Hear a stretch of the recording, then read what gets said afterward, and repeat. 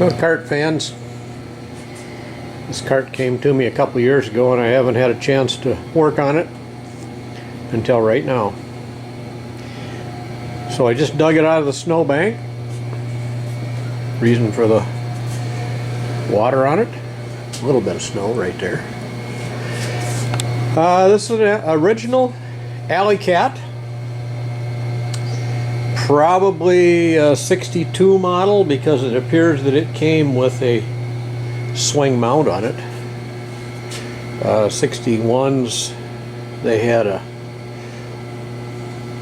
solid welded steel mount on them. So this chassis is in really bad shape. Front axle appears to be perfect. I was just checking out the front axle. Appears to have 10 degrees of caster rolled into this axle. As you can see, their axles had a little setback to them. So when we do this Kart, we're going to try and use as many pieces as we can that are original. So if I can, I'm going to use the steering shaft, I'm using the front axle, I'm going to use the pedals. I may be using the original tie rods. That's to be determined, don't know yet. Try and use the spindles. Spindles got some slop in them, up and down slop. But even though there's wear inside that spindle barrel, the key to not having that wear in there is make sure your kingpins are tight. They should have some drag on them. If they're not tight, that surface, the inside of that hanger and the top and bottom of that barrel does more to keep your spindles from moving than all the tightness that you put in that bore. I mean, every spindle you ever make is going to have some clearance in it for that bolt slide down through. It'll always have some movement in it. But if you'll tighten that spindle bolt once in a while, you'll get rid of all that movement. Now we're going to try and cut the steering hoop off of this and use the steering hoop. And obviously, they welded their number panel on. We're going to try and put one back on like this, but we're going to try and use the steering hoop, put a number panel on just like the factory did. They welded all that on. These chassis, I don't know, they must have used, I know it's an electric weld tubing that's got a seam in it, but it must have been a really poor quality tube because all these Karts broke right behind the seat. Now, part of that could be due to the fact that they welded all of this pan area in, the seat pan and the floor pan up front. And all of that being welded in, that means that Kart can't flex anywhere. So it sends the transition back to the only place it can move is right behind that seat. And that may be why they broke there. If they'd have welded this pan in and cut it across here and had the seat pan and the floor pan separate of each other, or as they soon found out, 61 I think is when I saw my first floating floor pans. That allows this front of this chassis to start to flex a little bit. All those Karts handled a little better when they quit welding those in. So that may be why these all broke, is because they were just too stiff up front. So this is a bad way to do this, but I suppose somebody thought about, well, that's one way to fix it. You can see this one's broke here. It's broke in two places on the other side. What I do is I come in underneath here on the seat where it goes down, and I put a gusset in here that comes back to this cross member, an 1/8 inch gusset in there. You don't see it from the top side. I hate to see gussets on the top side because they just look ugly. Now I have no idea if this was an original swing mount that came in this Kart or not.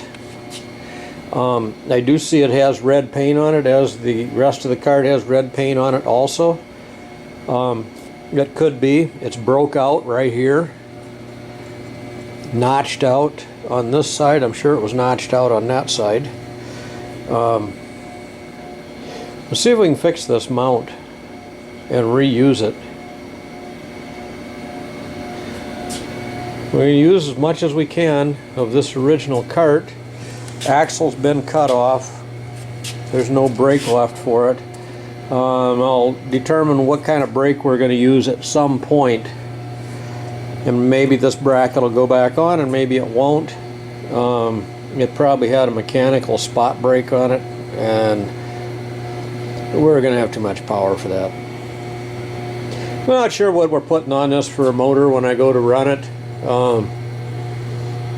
MC10, MC20. I might put a 6.1 saw motor on it.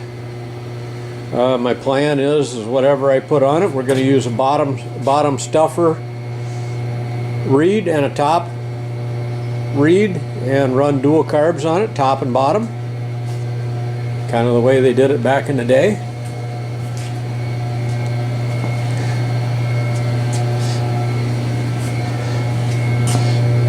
So now these broken tubes, and you can see this is broken. Still got it's been welded there, but there's another crack right there, and I just gobbed a piece of weld on that and put that gusset in there. So what we're going to do is, I've already bent up a new frame rail for it. So when I cut this front axle out, that steering hoop off, clean those parts up, the seat back, I'll make a new one. But we're going to use as many parts as we can, but there's no saving those frame rails, so we'll build put all new rails in this Kart. Get it back up and running, get it back on the track.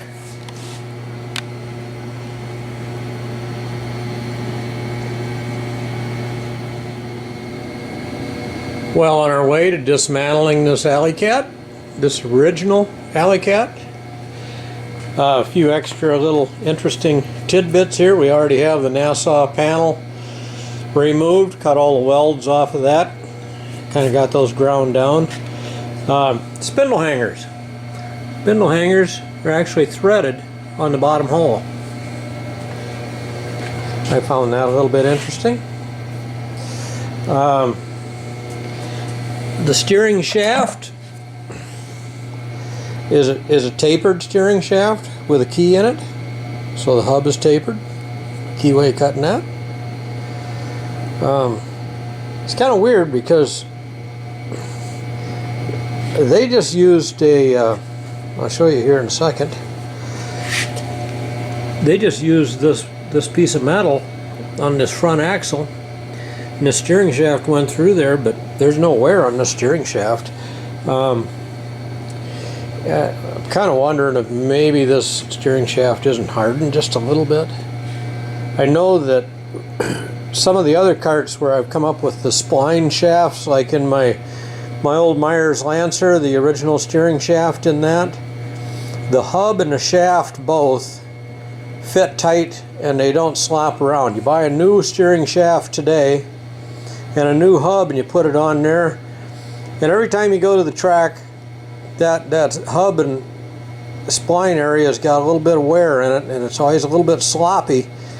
So it makes me wonder if back in the day if they didn't put some hardening in these shafts and hubs that's not in the new ones today. So we're going to be using some pieces. I also got these original spindles. I took these spindles off. They got bronze bushings inside them. Now that can be good and that can be bad, because the one thing I've found about using bronze bushings, even on these karts, they don't last real long and they get sloppy. If you can replace those with nylon, they'll last twice as long as the bronze will.